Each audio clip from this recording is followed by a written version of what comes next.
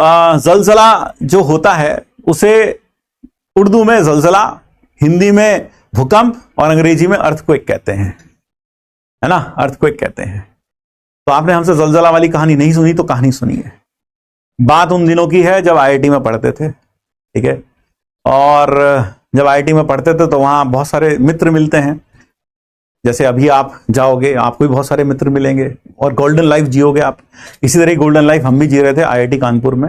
वहां बहुत सारे दोस्त बने और उसमें हम 4 लोगों की फ्रीक्वेंसी ज्यादा मैच होती थी। मैं था, 3 दोस्त और थे। उसमें हमारा एक दोस्त था जिसको हम प्यार से हड्डी बोलते थे। हड्डी हड्डी इसलिए बोलते थे, बहुत ज्यादा कमजोर बच्चा था, कमजोर, बिल्कुल कमजोर, 50 किलो या 45 किलो या 30 किलो के आसपास वजन, कमर का साइज 26, ऐसा। तो हम उसे बोलते थे यार, हड्डी बोलते थे। हड्डी हड्डी को अक्सर हम छेड़ा करते थे। कई बार हड्डी के साथ जब लेक्चर जा रहे होते थे तो उसके बैग में हम ईंट उठा के डाल दिया करते थे। बोले ईंट क्यों डाली? हम कहते थे यार आंधी चल रही है, उड़ जाएगा तो क्या करेंगे। कई बार क्लास में कोई छींकता था तो हम सब हड्डी को पकड़ लेते थे, जकड़ लेते थे। हड्डी कहता क्या कर रहे हो? फिर हम कहते थे यार कहीं उड़ जाएगा। ऐसे ही उसमें हमारा एक दोस्त और भी था, है ना, वो थोड़ा काला था, तो उसे भी हम बहुत छेड़ते थे, मजा आता था आपस में। तो काफी काला था वो तो हम उसे कहते थे, जैसे सुबह दूध का ग्लास लेकर आए, ब्रेकफास्ट में मिल रहा है, दूध का ग्लास लेकर आए, अरे यार दूध, कॉफी पीने का मन था। उसे कहते यार जरा अपनी उंगली घुमाइए उसमें, एक बार बस तू उंगली घुमा दे, कॉफी बन जाएगी। फिर कभी स्विमिंग के लिए जाते थे आईआईटी में, तो हम सब कूद जाते थे उसको बाहर। बोले तू बाहर, तू पहले हमें सबको जाने दे, पहले हम नहा रहे, फिर बाहर आएंगे, फिर तू आ जाइयो अंदर। वो कहता क्यों? हमें तूने अंदर जाके रंग छोड़ दिया तो पानी काला हो जाएगा सर। तो ऐसे छेड़ते थे मित्र, है ना, दोस्ती में तो होता रहता है ये सब, ठीक है। हाँ, तो एक बच्चा एक हमारे बैच में एक लड़का था जिसका नाम था आसिफ। आसिफ क्या था? आसिफ बढ़िया ब्रिलियंट लड़का था, खूब पढ़ाई करता था, मेहनती बच्चा था, लेकिन उसे भूतों से और चुड़ैलों से बहुत डर लगता था, भूतों और चुड़ैलों से। और वो पकाऊ बोरिंग टाइप बच्चा था थोड़ा, है। तो कभी आ जाता था, हम चारों बैठे मस्ती कर रहे हैं, आ जाता था रूम पर, आ गया, हम चारों बैठे मजाक कर रहे हैं, वो आ गया। अब हमें लगता था अरे यार ये कहां से आ गया, हमें लगता था इसे हटाओ। अब हटाओ भगाओ कैसे? हम तुरंत बात स्विच कर देते थे चुड़ैल भूतों पर। हाँ यार वो तू कल बता रहा था तेरे गांव में कोई चुड़ैल थी यार। तो जैसे ही वो होता था चुड़ैलों की बात आती, तुरंत आसिफ बोले भैया ठीक है भैया, फिर हम जा रहे हैं, बाद में आएंगे फिर कभी। तो ये होता था। आसिफ का जो रूम था वो फर्स्ट फ्लोर पर था।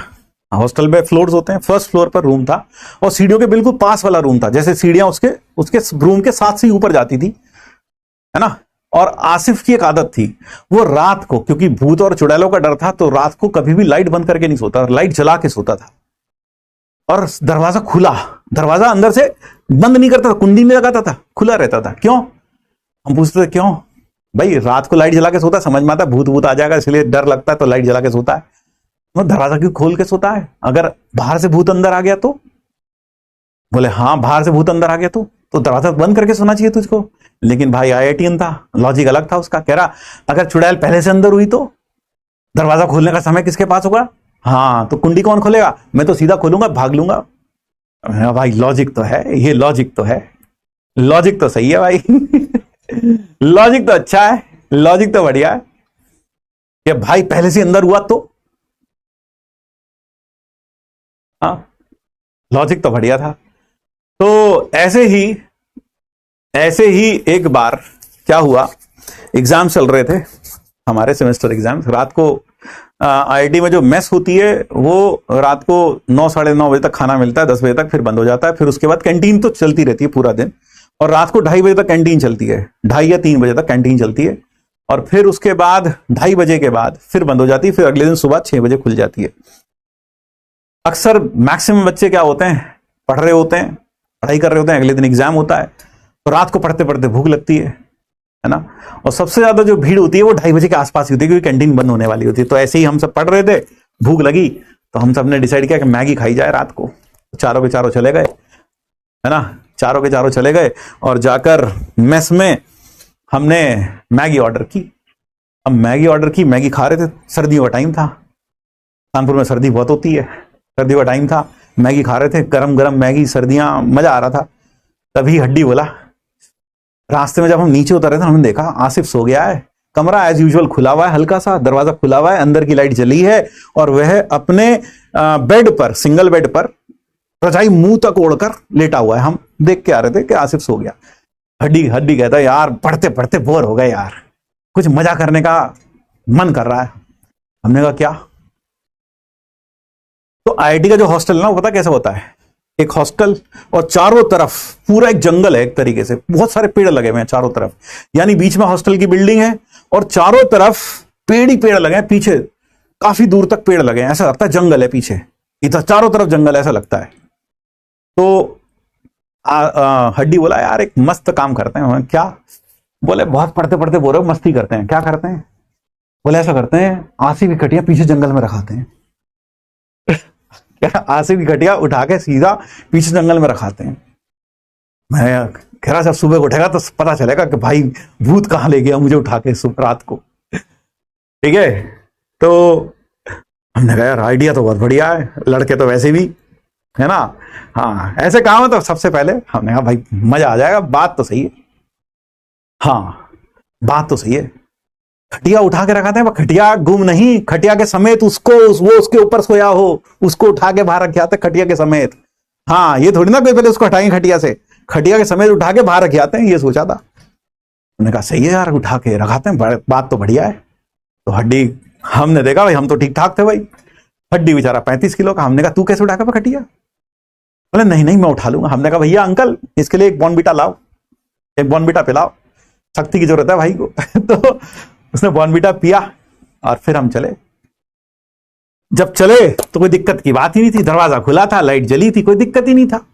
हमने पूरा प्लान बनाया, स्ट्रैटेजी बनाई पूरी कि कैसे ये इस काम को हम मुकम्मल करेंगे। ठीक है, तो कैसे मुकम्मल करेंगे? तो हमने कहा कि भाई 4 लोग जाएंगे, खटिया के 4 कोनों पर 4 लोग खड़े हो जाएंगे। 4 लोग थे, 5 की जरूरत ही नहीं थी हमें, खड़े हो जाएंगे चारों।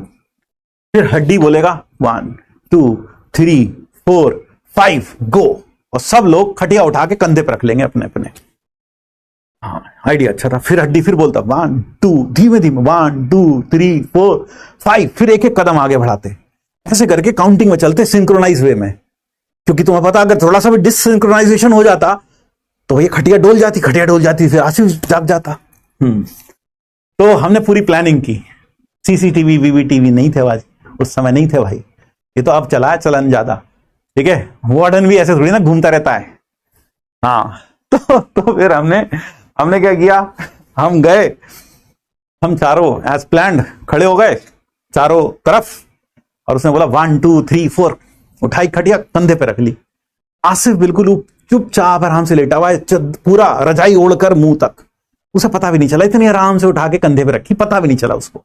अब सोचो, इमेजिन करो एक छोटा सा कमरा, उसमें 4 लड़के खड़े हुए हैं और चारों लड़कों के कंधे पर खटिया रखी हुई है, और उस खटिया के ऊपर एक आदमी सोया हुआ है जिसके चेहरे पर रजाई है।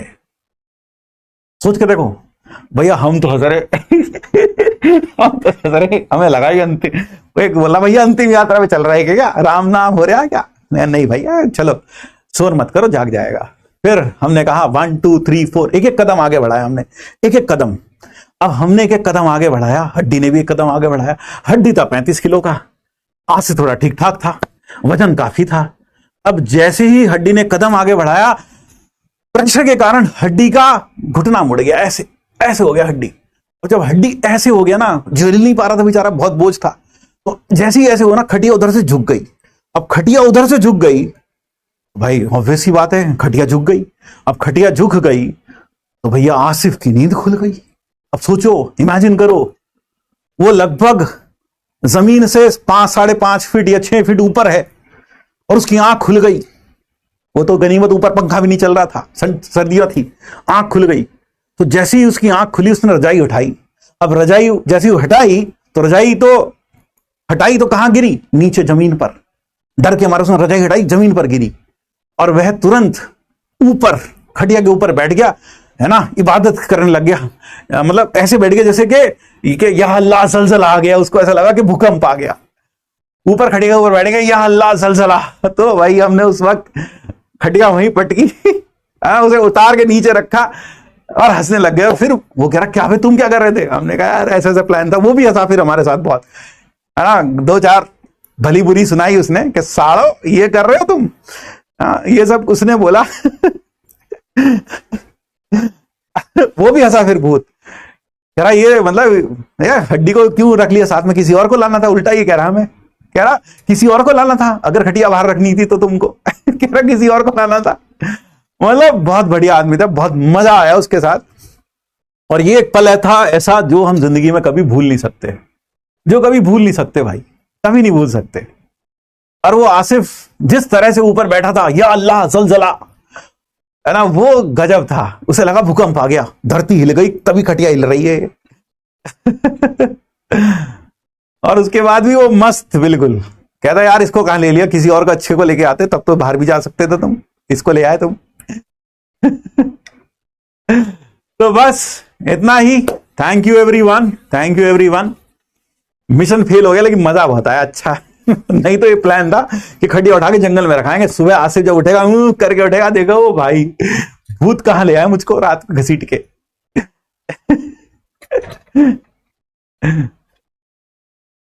अभी सब हैं, एक जो मेरा एक फ्रेंड है वो फिर लंदन स्कूल ऑफ इकोनॉमिक्स में गया, वहां से उसने अपना इकोनॉमिक्स में पीएचडी वेचडी पता नहीं क्या किया, फिर वो भी कहीं काम कर रहा है दिल्ली वैली में। और एक मेरा फ्रेंड शायद कहाँ डेनमार्क में है, and he is working as a professor somewhere. तो इस तरह से सब लोग कनेक्टेड हैं कहीं ना कहीं, मजा बहुत आता है। और दोस्त आप जानते हो जब बात करते हैं तो ऐसी बात होती है फोन पर, मतलब अब तो हम जैसे इतने साल हो गए पढ़ाते पढ़ाते, हर कोई सर बोलता है, सर बोलता है, सर सुनने की आदत है, उधर से फोन आता है और बे क्या, मतलब फिर beep beep beep beep beep. हम कहते हैं कौन बदतमीज बोल रहा है, ऐसा लगता है। फिर उधर से बताता है क्या बे पहचाना भी नहीं, तब लगता है हाँ यार, तो वो सही होता है। चलो भाई, थैंक यू, जय श्री कृष्ण, राधे राधे। फिर मिलते हैं अगली क्लास में, यानी कि मंडे को, ठीक है, मंडे को। हड्डी का नहीं पता यार अभी। चलिए, thank you, thank you everyone.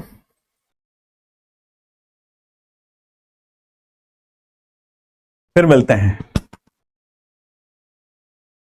तो मजा बहुत आता था, मजा आपने बहुत, मतलब आईआईटी में when you live, when you study there, मजा बहुत आता है। It's the golden life that you lead, and IIT really cares for you ना। आईआईटी केयर करता है वहां पर, आपको लगता है साक्षात कि हाँ भाई सरकार के लिए हम इंपॉर्टेंट तो हैं, हाँ आईआईटी के लिए हम इंपॉर्टेंट तो हैं, ठीक है।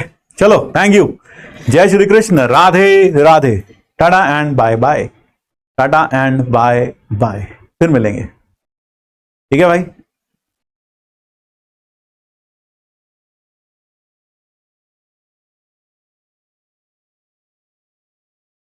आईआईटी में खाना फ्री होता, खाना फ्री नहीं होता है, मेस में जाके पैसे देने पड़ते हैं, खाना फ्री होता है, बता रहा है यार। आईआईटी के मेस में खाना फ्री नहीं होता, पैसे देने पड़ते हैं। मेस वो कैंटीन में भी ऐसे थोड़ी 4 मैगी लिया भैया, हाँ, और वो पैसे नहीं मांगे, बोले लो भैया, ऐसे थोड़ी था, पैसा भी लेता है वो। कह रहा फ्री होता है क्या खाना? इसे अभी से लग रहा है फ्री होता है क्या। चलो रे, टाटा बाय बाय, मंडे को मिलते हैं।